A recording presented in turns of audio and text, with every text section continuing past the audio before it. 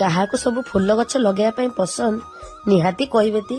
जय जगन्नाथ मधु village block रो आ गुटे fresh video को आपनको स्वागत। आज आमे चलिलु फूल आनिया पई कोठी जाउछु ना नर्सरी। से नर्सरी टा कोठी अछि मु ला वीडियो रे शेष रे कहबी। तो आमे जाय के आगे नर्सरी पाखरे पहुंची गलु। लोकेशन टी देखि परथे जो माने पाखा पाखी नर्सरी आनिथिबे से निहाती जानि परथे एटा कोठी। तामे आमे कोन कलु ना बाप पुओ समस्त पसी गलु नर्सरी भितरे। माइल्स नर्सरी निहाती जानि परथे एटा मार्कुणा रे होंडा शोरूम पाखरे नर्सरी अछि। बहुत सुंदर बहुत प्रकार रो फूल फल परिवा सबु प्रकार माने पुआ मिलुछि आ बहुत सुलभ मूल्य भी मध्य मिलुछि। चलंतु भीतर को जिबा। मु तो सबु फूल देखिक तो मोर तो सबु किनवा पई इच्छा होतला किंतु पैसा को देखिबा को पड़े। छाड़ंतु चलंतु जिबा किछि बाछि बाछि के फूल आनिबा। तो बाबारे फूल सबु प्रकार फूलर विभिन्न प्रकार कलर रे अछि। कहले देखिले खाली पैसा दियो किनो।